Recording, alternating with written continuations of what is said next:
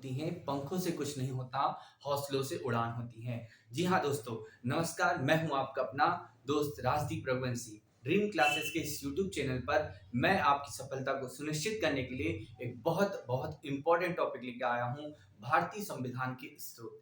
जैसा कि आप सब जानते हैं कि संविधान निर्माण के समय हमारे संविधान निर्माताओं ने बहुत से देशों, लगभग 60 से अधिक देशों के संविधान को पढ़ा, समझा और भारतीय संविधान में शामिल किया। हम देखते हैं कि जब संविधान निर्माता जिन्होंने संविधान का निर्माण किया, उन्होंने कहाँ-कहाँ से कौन-कौन से इम्पोर्टेंट जो स्रोत लिए, जो हमारे एग्जाम के लिए बहुत इम्पोर्टेंट है। तो बन जाइए आप इस वीडियो में लास्ट तक बने रहिए, जो आपकी सफलता में बिल्कुल सहायक होगा। आप इस वीडियो के माध्यम से समझेंगे कि भारतीय संविधान के प्रमुख स्रोत। तो चलिए हम पढ़ते हैं आज भारतीय संविधान के प्रमुख स्रोतों को। देखिए, जब संविधान का निर्माण हुआ उससे पहले अंग्रेजों के द्वारा संवैधानिक विकास भी किए गए, जिसके तहत आप सब जानते हैं चार्टर एक्ट आए, बहुत सारे चार्टर एक्ट आए, रेगुलेटिंग एक्ट आया, Pitt's India act, act of settlement आया। तो अगर हम क्रमबद्ध रूप से देखें तो पहला आया रेगुलेटिंग एक्ट, फिर उसके बाद सेटलमेंट एक्ट आया, पिट्स इंडिया एक्ट और फिर 4-5 आपके चार्टर एक्ट आए।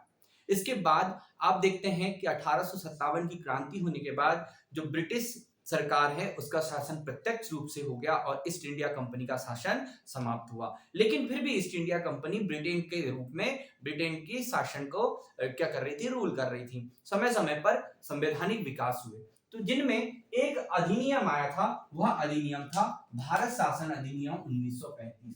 ठीक है, तो हमारे जब संविधान निर्माण हुआ, संविधान बनकर कब तैयार हुआ, तो आप सब जानते हैं कि संविधान निर्माण जो है कैबिनेट मिशन की एक आया था, जो कैबिनेट मिशन 1946 में आया, जिसकी अध्यक्षता Lord Patrick Lawrence, AB Alexander और आप स्टेफर्ड क्रिप्स जिसके सदस्य थे। तो इनमें ये जो मिशन आया कैबिनेट मिशन, उन्होंने संविधान सभा की बात की। किसकी बात की? संविधान सभा की। और जो संविधान सभा है ये बनी और इसने क्या किया कि संविधान के निर्माण में महत्वपूर्ण भूमिका निभाई। तो भारतीय संविधान में भारत शासन अधिनियम 1935 का सबसे बड़ा वेटेज रहा, लगभग 250 से अधिक अनुच्छेद इसमें शामिल किए गए। कितने? 250 से अधिक अनुच्छेद। तो देखते हैं भारतीय संविधान अधिनियम 1935 से क्या क्या लिया। तो भारतीय संविधान अधिनियम 1935 से संघीय व्यवस्था, न्यायपालिका और लोक सेवा आयोग के संबंध में, यानी कि हम तो बहुत सारी चीजें ली, लेकिन हमने कुछ पॉइंट यहाँ पर लिखे हैं संघीय शासन व्यवस्था के बारे में, साथ में हमने न्यायपालिका, लोक सेवा आयोग के बारे में बताया। ठीक है, इसके अलावा भी बहुत सारे थे।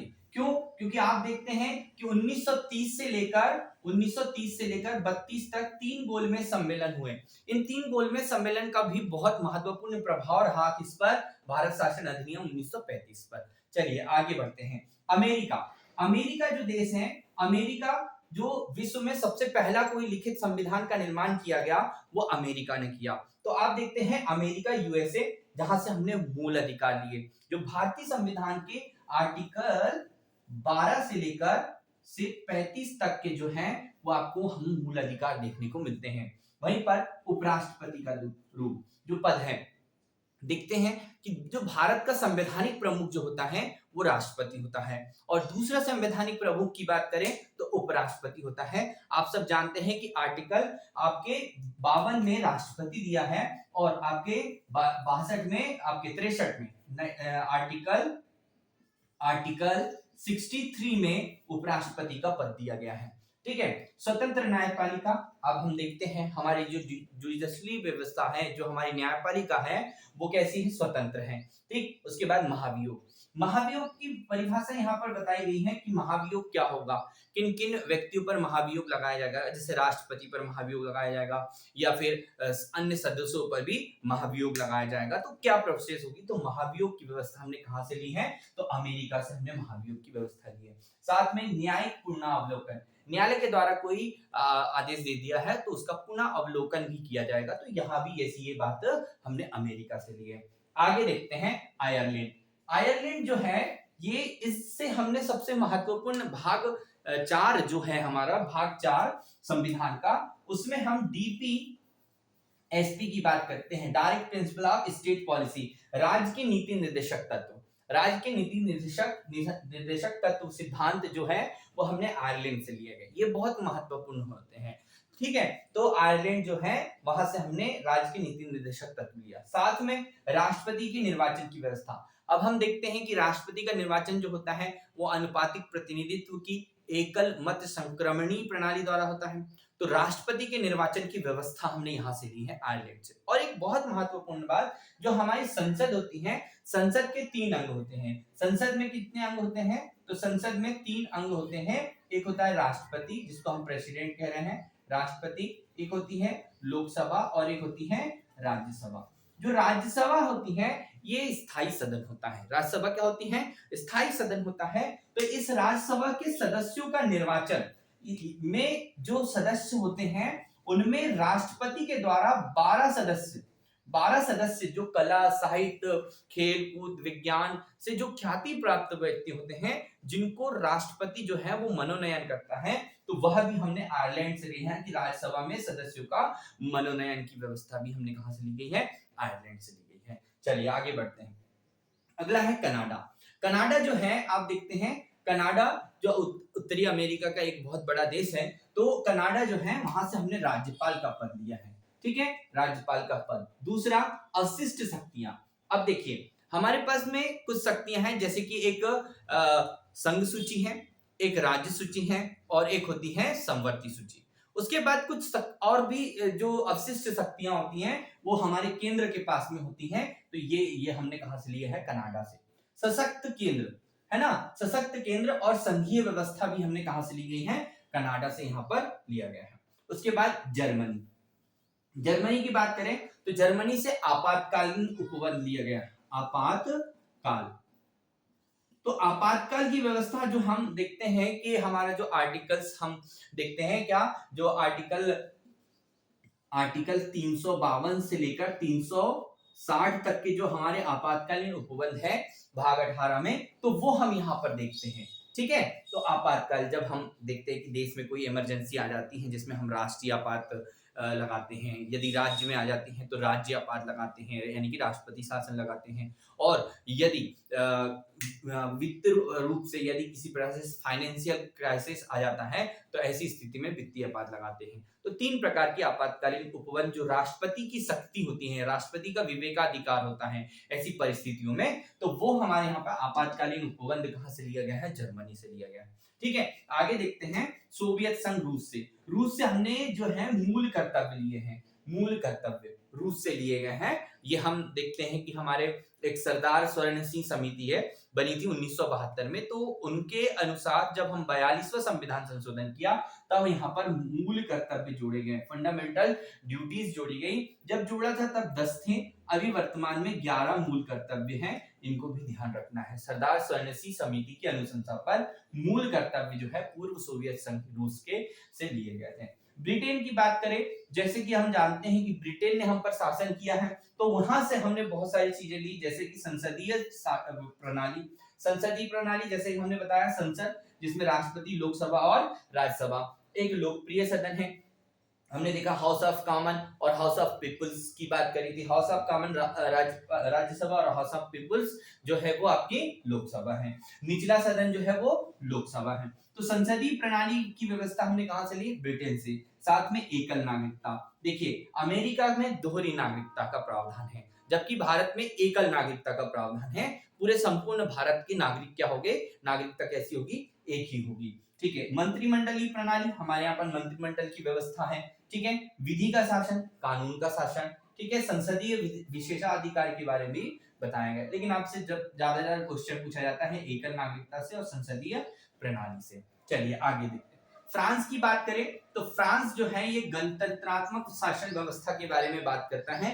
फ्रांस जो गणतंत्र है, जैसे हम जानते हैं कि हमारा जो देश है वो गणतंत्रात्मक शासन व्यवस्था है, अर्थात हमारा राष्ट्र का जो मुखिया होता है वो क्या होता है? वंशानुगत नहीं है। हमारे राष्ट्र का मुखिया जो होता है वो क्या है? वंशानुगत नहीं है। राष्ट्रपति जो है वो निर्वाचित होता है, चुना जाता है जो आपकी लोकसभा, राज्यसभा और प्रत्येक राज्यों की विधानसभा है ना, केंद्र शासित प्रदेश जहाँ पर विधान सभा है, तो उनके सदस्यों के द्वारा राष्ट्रपति को चुना जाता है। तो राष्ट्रपति जो है एक हमारे राष्ट्र का मुखिया है, और गणतंत्र व्यवस्था का अर्थ ये हुआ कि जो हमारा मुखिया होता है वो कैसा होता है, चुना जाता है। प्रत्येक 5 वर्षों में जो भी है वो वंशानुगत नहीं होता। तो यहाँ पर हम बात कर रहे हैं गणतंत्रात्मक शासन व्यवस्था। दूसरी बात एक राजतंत्र होता है, और आप सब जानते हैं कि राजतंत्र क्या होता है। राजतंत्र में जो राजा होता है वो वंशानुगत शासन करता है, जो आप पढ़े आए होंगे, हिस्ट्री में आप पढ़ते हैं तो राजा के बारे में। ठीक है, साथ में हमने फ्रांस से लिए स्वतंत्रता, समानता और बंधुत्व का आदर्श हमने लिया। हमारी हम कहते हैं कि स्वतंत्रता, समानता, सभी व्यक्ति जो है वो इक्वल है ना, बंधुत्व के भाव हम रखते हैं, तो ये हमने फ्रांस से लिया। दूसरा, जापान की बात करते हैं। जापान से लिया गया है कानून द्वारा स्थापित प्रक्रिया, जो भी हमारे कानून के द्वारा जो भी प्रशासन व्यवस्था है उसके बारे में। दक्षिण अफ्रीका से लिया गया है संविधान में संशोधन। देखिए, संविधान निर्माताओं ने हमारे संविधान को दूरदर्शिता के हिसाब से बहुत अच्छे से बनाया। आप देखते हैं कि 395 अनुच्छेद बनाए, फिर 8 अनुसूची और 14 भाषाएं जोड़ी। तो हम ये सब देखते हैं, 22 भाग जोड़े, तो हम ये सब देखते हैं कि ये बनकर 26 नवंबर 1949 को हो गया, लेकिन संविधान जो है 26 जनवरी 1950 को लागू किया। लेकिन हमारे संविधान निर्माताओं ने ये सोचा कि जैसे जैसे समाज बढ़ेगा, जैसे जैसे हमारा देश आगे आगे प्रगति करेगा, तो समय समय पर कुछ परिवर्तन करना आवश्यक होगा। उसके लिए संविधान में एक संशोधन की व्यवस्था रखी। संविधान में संशोधन की व्यवस्था जो रखी, उस व्यवस्था को हमने कहा संविधान संशोधन, अमेंडमेंट। जो है, हम जब संविधान संशोधन की बात करते हैं तो आर्टिकल जो है 368 में संविधान के संशोधन की व्यवस्था की गई है। और संविधान संशोधन की व्यवस्था जो है आपकी दक्षिण अफ्रीका से लिया गया है। ठीक है, एक और आता है ऑस्ट्रेलिया। ऑस्ट्रेलिया से बहुत इंपॉर्टेंट है, ऑस्ट्रेलिया से हमने लिया गया है, आप देखते हैं ऑस्ट्रेलिया से समवर्ती सूची ली गई है। समवर्ती सूची जो कहां से ली गई है, ऑस्ट्रेलिया से ली गई है। ठीक है, और प्रस्तावना जो है यहाँ अमेरिका से ली गई है। प्रस्तावना, तो ये भी आपको ध्यान रखना है, प्रस्तावना कहां से ली गई है, ये अमेरिका से ली गई है, और प्रस्तावना की भाषा जो है वो ऑस्ट्रेलिया से। लेकिन हमें ऑस्ट्रेलिया से सबसे इंपॉर्टेंट याद रखना है कि समवर्ती सूची जो है वो ऑस्ट्रेलिया से ली गई है। ठीक है, ये आपको ध्यान रखना है। और कनाडा से संघ एवं राज्य सूची। राज्य सूची, तो संघ एवं राज्य सूची कहां से ली गई है, तो संघ एवं राज्य सूची कनाडा से ली गई है, लेकिन यहाँ पर ऑस्ट्रेलिया से समवर्ती सूची ली गई है। जब हम पढ़ते हैं अनुसूचियां पढ़ते हैं, अगले टॉपिक में हम पढ़ेंगे अनुसूची, तो वर्तमान में भारतीय संविधान में 12 अनुसूची हैं, मूल संविधान में 8 अनुसूची थी। तो जो 7वीं अनुसूची है उसमें व्यवस्थाओं के अनुसार 3 सूचियों में बांटा है। एक राज्य सूची, यानी कि एक राज्य के लिए, एक केंद्र सूची या उसको हम संघ सूची कहेंगे, और एक समवर्ती सूची जो कॉमनली। तो ये हम पढ़ेंगे आगे तो बताएंगे। तो ऑस्ट्रेलिया से समवर्ती सूची ली गई है, जबकि कनाडा से संघ और राज्य सूची ली गई है। तो दोस्तों, संविधान के प्रमुख स्रोतों में मैंने आपको बताया, एक भारत शासन अधिनियम, अमेरिका से, आयरलैंड से, कनाडा, जर्मनी, पूर्व सोवियत संघ, रूस, ब्रिटेन और फ्रांस, जापान, दक्षिण अफ्रीका। ठीक है, तो हमने ऑस्ट्रेलिया, यहां से संविधान के स्रोत लिए गए हैं। तो आपको ये क्लास कैसी लगी, ये वीडियो कैसा लगा, आप हमें कमेंट कीजिए और अपने दोस्तों तक जरूर शेयर कीजिए, क्योंकि हम चाहेंगे कि आपकी सफलता सुनिश्चित हो। और हमारे द्वारा पढ़ाया गया ये क्लास आपको कैसा लग रहा है, आप अपना विचार जरूर रखें। तो अब मिलते हैं अगले वीडियो में, तब तक के लिए धन्यवाद, नमस्कार, आपको दिन शुभ हो, नमस्कार।